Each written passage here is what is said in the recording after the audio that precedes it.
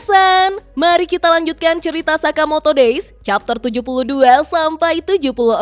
Sebelum saya lanjut, siapa tahu ada yang ingin berdonasi, silakan klik link Saweria yang ada di deskripsi ya. Diawali dari Toramaru yang mulai tersadar dari kondisi pingsannya. Dia bertanya-tanya apa yang terjadi pada dirinya. Entah kenapa, rasanya begitu nyaman sekali. Siapa yang mengobati lukanya? Caranya membalut luka sangatlah hebat. Dia begitu cekatan, mirip seperti Sakamoto.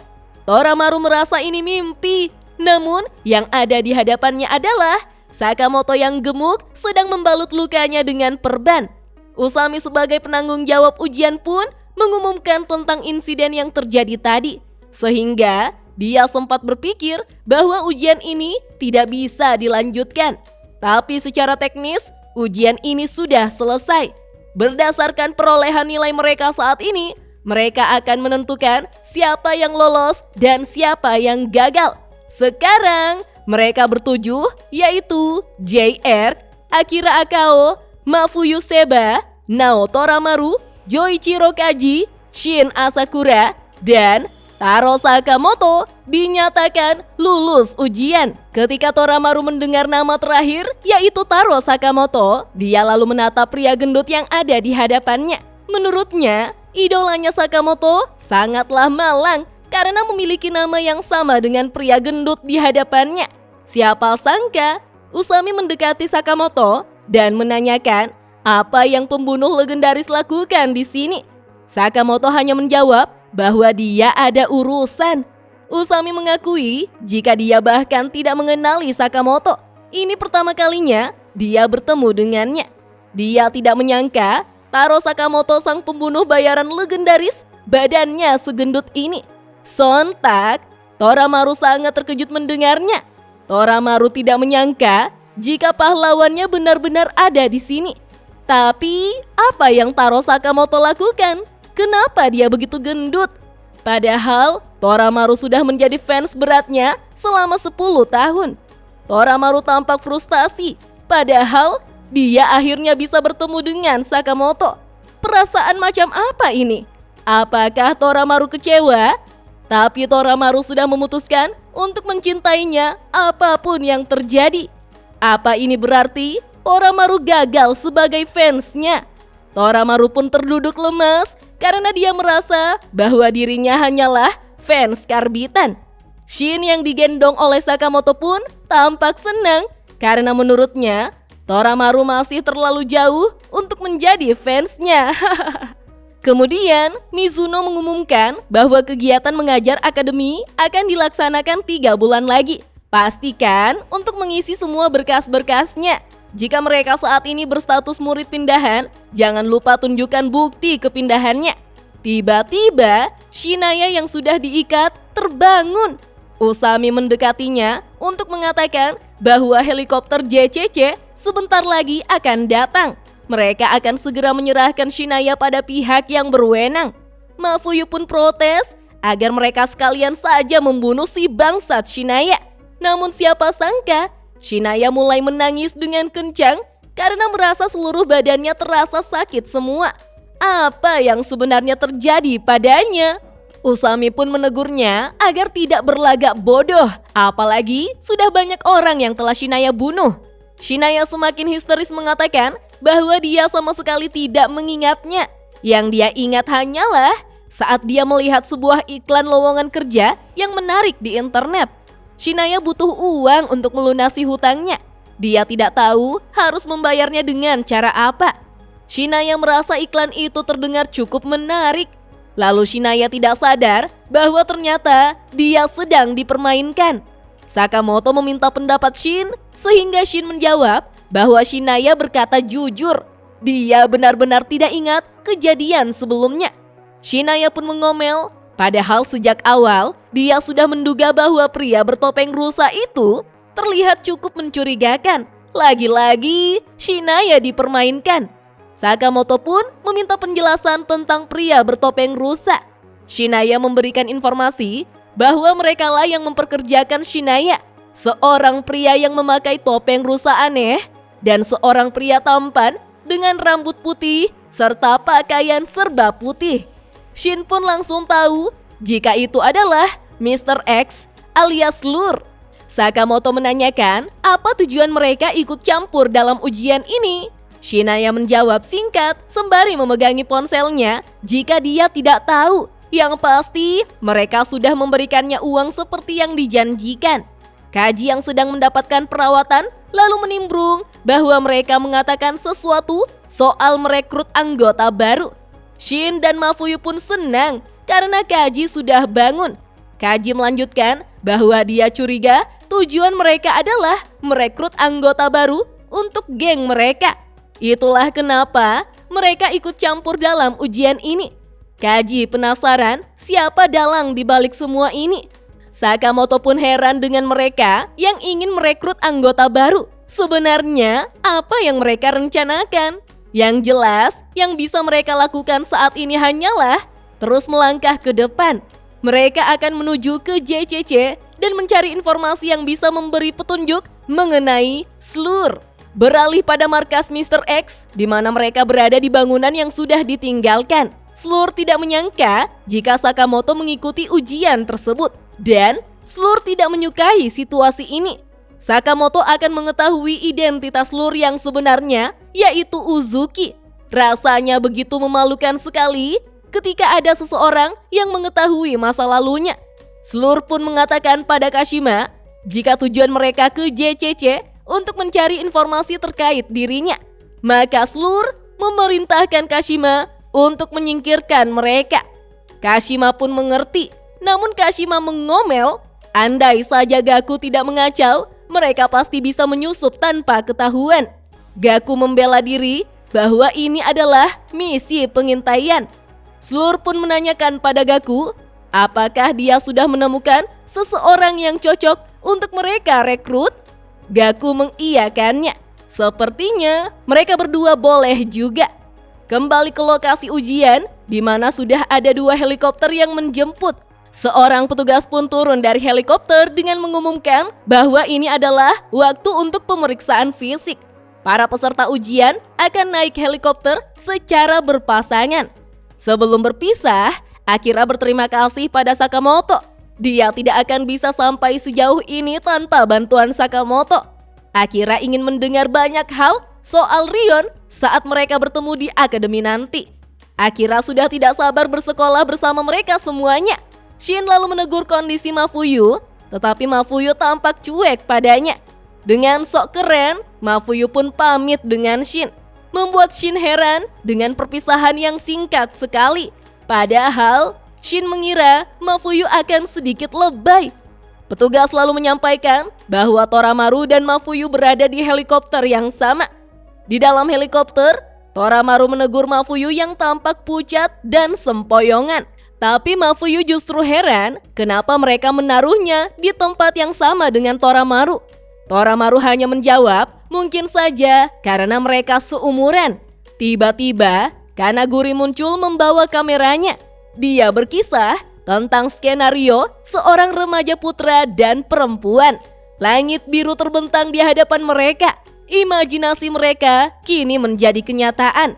Hati mereka dipenuhi kebahagiaan. Tapi satu hal yang perlu mereka ketahui, sebuah kebohongan telah menanti mereka. Sontak, Mafuyu dan Toramaru sangat terkejut melihat Kanaguri yang duduk di kursi depannya. Mafuyu dengan panik mengajak Toramaru untuk keluar dari helikopter itu. Tapi Carolina Reaper datang untuk langsung mencekik leher Mafuyu. Untung saja Kanaguri menegurnya agar tidak melakukan tindakan konyol serta menawarkannya cemilan manis. Slur juga memberikan komando agar Carolina Reaper berhenti menyerang mereka dan perlakukan mereka dengan baik. Mereka adalah teman baru dan akan bekerja sama dengannya. Tentu saja hal ini sangat mengejutkan bagi Mafuyu dan Toramaru yang diculik paksa. Sedangkan Sakamoto dan Shin tidak mengetahuinya. Setelah mereka tiba di markas Mr. X, Kanaguri kembali membuat cerita pada filmnya. Setelah melewati pertarungan yang sengit, pahlawan mereka akhirnya berhasil melewati ujiannya. Tapi dia diculik oleh kelompok misterius. Apa yang akan dia lakukan dalam situasi seperti ini? Mafuyu pun meminta Kanaguri berhenti mengambil rekamannya. Kanaguri menegur Mafuyu yang memiliki ekspresi terlalu garing, tapi tetap akan merekamnya dengan tag ke-39 kali. Sekarang, Slurlah yang menegur Kanaguri untuk berhenti. Kashima mengingatkan Kanaguri bahwa ini bukanlah JAA, jadi Kanaguri harus serius. Carolina Reaper memaki Kanaguri pecundang, mau mengambil video berapa kali lagi dia. Tapi Kanaguri menyuruhnya diam. Menurutnya, bagian khusus ini perlu dibuat secara hati-hati dalam suasana tenang. Carolina pun langsung menendang Kanaguri, tetapi Kanaguri tidak bergeming dan memblokirnya hanya dengan papan film. Carolina dengan kesal memaki Kanaguri bajingan dan mengingatkannya untuk tidak melibatkan mereka dengan hobi bodohnya itu. Kanaguri sama sekali tidak berpaling. Baginya, film itu jauh lebih berharga dibanding nyawa Carolina. Tiba-tiba, Club Jam ikut campur dengan melarang mereka bertengkar. Jika Carolina ingin memukul seseorang, maka pukul saja dirinya sebagai gantinya. Jadi, semua ini akan selesai ketika Kanaguri membuat film tentang dirinya saat tengah dipukuli. Carolina yang kesal mengatakan bahwa Club Jam hanya melakukan ini karena ingin merasakan siksaan. Kalau begitu, Carolina akan menghukumnya. Carolina pun menyuruh Club Jam untuk menahan nafas sampai Carolina menyuruhnya untuk berhenti. Kanaguri pun mengatakan bahwa dia tidak membuat film yang membosankan. Kashima pun mengeluh dengan situasi ini seperti memelihara kucing. Sementara Gaku tidak mempedulikan mereka karena fokus bermain game.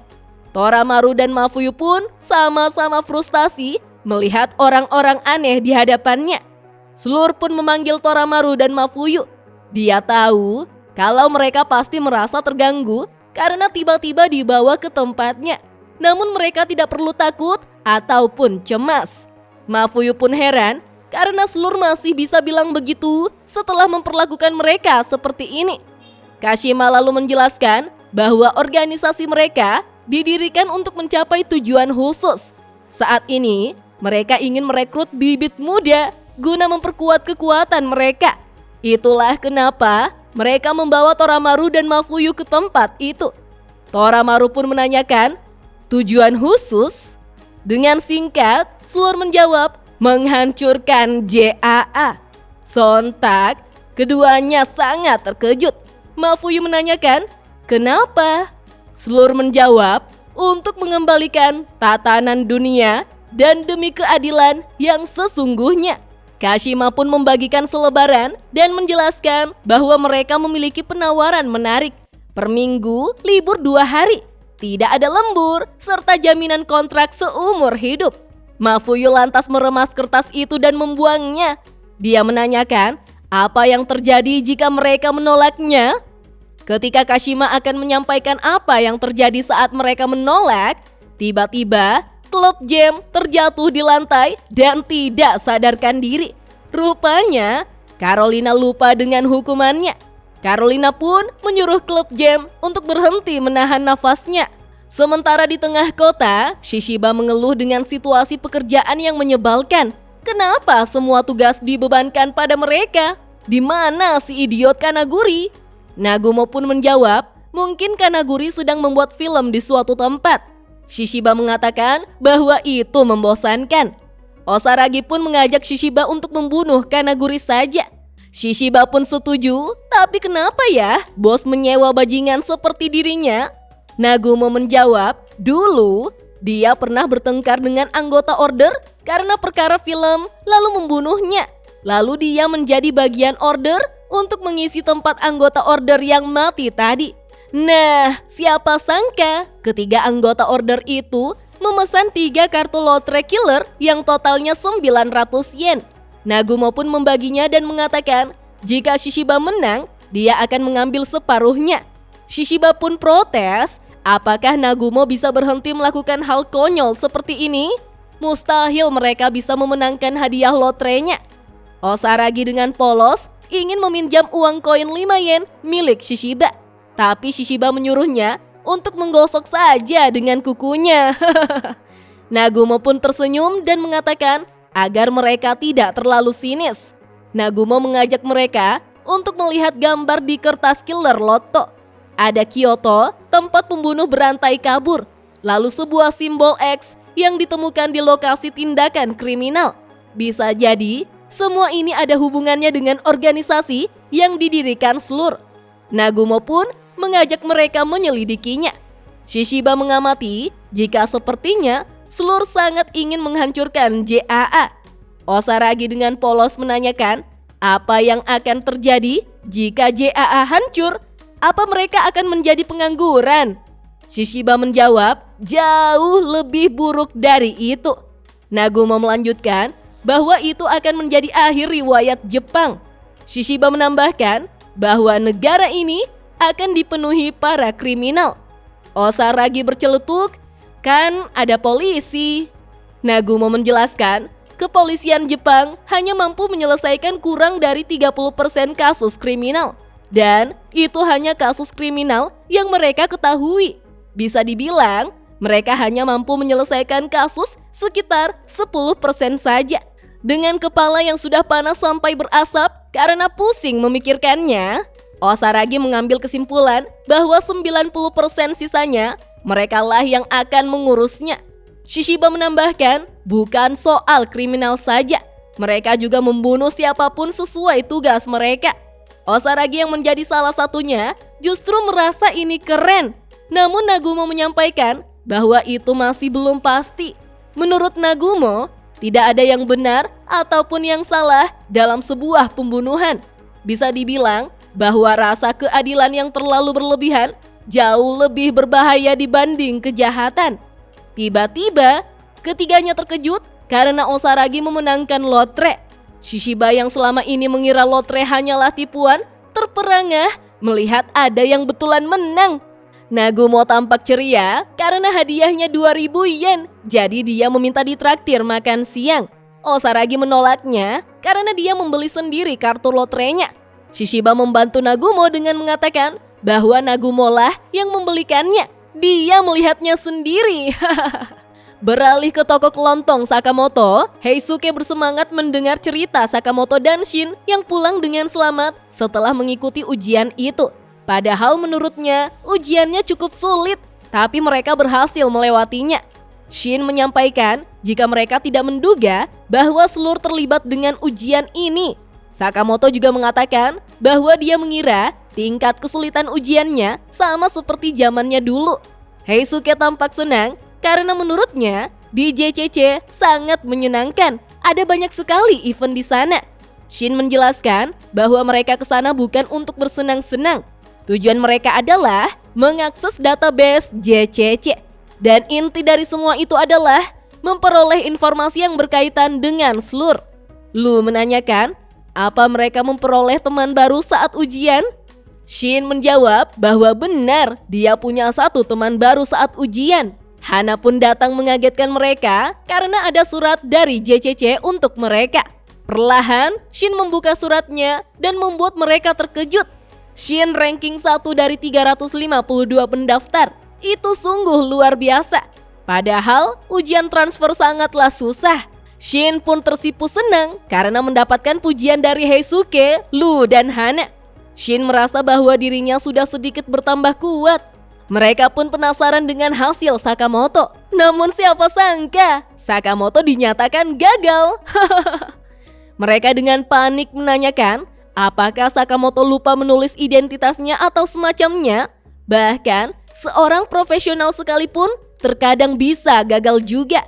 Shin sangat kesal, menurutnya pasti ada sesuatu yang salah. Mustahil Sakamoto gagal. Shin akan mencari dalang di balik kejadian ini. Melalui telepon, Usami menyampaikan pada Shin permintaan maafnya. Usami terpaksa melakukannya karena aturannya sudah cukup jelas pada regulasi JCC jika mereka tidak bisa menerima siapapun yang menjadi buronan. Shin pun memaki mereka bajingan dan akan ke sana sendiri untuk berbicara dengan mereka. Tapi, seseorang menimbrung menyampaikan bahwa dia punya solusinya. Sontak, mereka terpana melihat orang itu adalah Nagumo. Nagumo tertawa mendengar Sakamoto yang mengikuti ujian JCC lagi. Menurutnya, Sakamoto benar-benar Maksudnya Sakamoto cukup menarik. Dasar ya, Nagumo segitu takutnya dengan Sakamoto. Sakamoto dengan kesal mengetahui bahwa barusan Nagumo mau menyebutnya bodoh. Tapi Shin menahannya dan meminta Sakamoto tenang. Shin lalu menanyakan solusi seperti apa yang Nagumo maksud. Nagumo pun menjawab, itu sederhana. Jika Sakamoto tidak bisa masuk sebagai seorang murid, bagaimana jika Sakamoto ke sana sebagai seorang guru? Sakamoto dan Shin pun terkejut melihat dokumen program guru magang yang dibawa oleh Nagumo. Kemudian, Nagumo menjelaskan bahwa dia sudah melakukan penelitian akhir-akhir ini karena ingin menyusup ke JCC. Tapi rencana itu batal karena Nagumo ada acara di Tokyo bersama Shishiba dan Osaragi. Jadi, Nagumo mencari seseorang untuk menggantikannya. Shin pun merasa itu ide yang bagus. Jika begini, Shin bisa menyusup sebagai seorang murid, sedangkan Sakamoto sebagai seorang guru.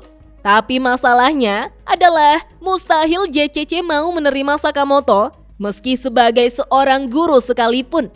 Nagumo pun meminta Sakamoto untuk santai saja dan melirik ke arah Aoi bahwa Sakamoto tidak perlu dalam wujudnya. Aoi pun bingung mendengarnya.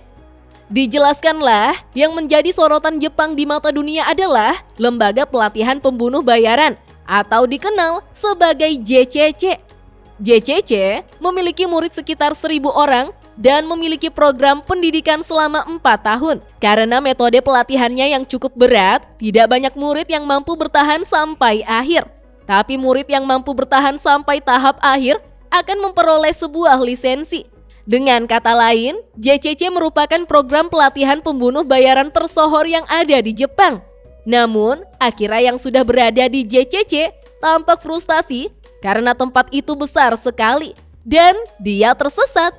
Seseorang lalu menegur Akira yang tidak membawa senjatanya. Jika Akira ingin berlatih sebagai seorang pembunuh bayaran, Akira perlu membawa senjatanya setiap saat.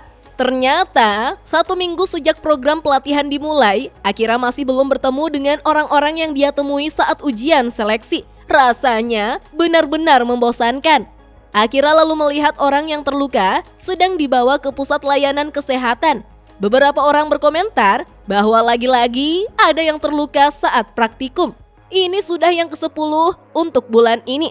Siapapun yang tidak mampu bangkit kembali tidak akan bisa bertahan lama di JCC. Akira pun mengingat Sakamoto dan Shin. Menurutnya, sebuah keajaiban dia bisa lolos ujian seleksi. Akira merasa dia tidak akan sempat bertemu mereka lagi. Tiba-tiba, Akira mengingat tantenya Rion yang mengatakan bahwa wujud air mata itu berbeda-beda, tergantung emosi apa yang sedang dialami. Tangisan air mata bahagia terasa manis. Akira pun mengingat bahwa dia terjun ke dunia pembunuh bayaran untuk mencari Rion.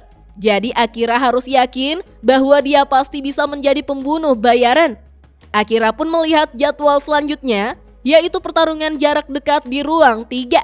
Namun Akira salah ruangan dengan memasuki kelas racun. Setelah sampai di ruang 3, Akira pun melihat guru yang mengajari teknik pertarungan jarak dekat yang merupakan hal mendasar yang perlu dikuasai seorang pembunuh bayaran. Mereka akan mempelajari teknik pertarungan jarak dekat secara nyata, bukan seperti cabang olahraga. Guru pun meminta mereka membuka halaman 3 sembari menjelaskan selama penugasan, mata musuh mereka akan tertuju pada mereka dan waktunya dibatasi.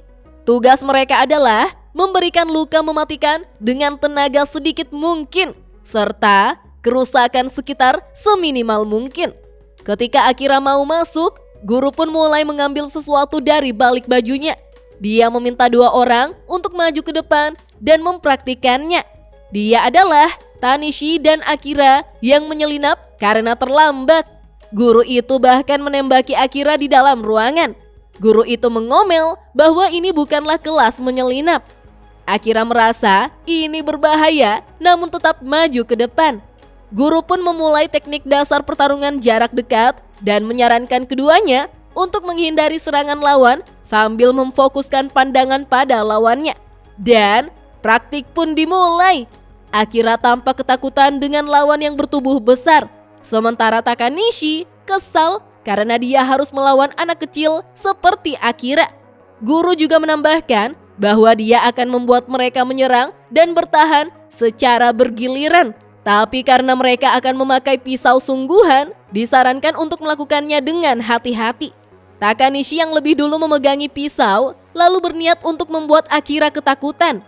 Ketika Takanishi mulai menyerang di area leher Akira, guru pun protes karena dia sudah mengingatkannya untuk pelan-pelan.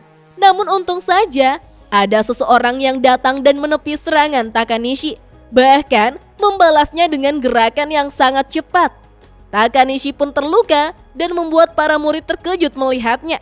Akira justru merasa tidak asing dengan gerakan ini. Ternyata, guru lupa menyampaikan bahwa mulai hari ini, mereka sedang mengadakan program guru magang untuk membantu mereka mengajar para murid. Kilas balik pun diperlihatkan ketika Nagumo membantu penyamaran Sakamoto. Semua orang sangat terkejut melihat penampilan Sakamoto yang benar-benar berbeda. Bahkan, Aoi terkesima melihat suaminya itu. Sakamoto lalu meminta Nagumo untuk mengembalikannya seperti sebelumnya, tapi Nagumo justru mau pergi. Nagumo menyampaikan bahwa penyamaran itu hanya akan bertahan selama 24 jam.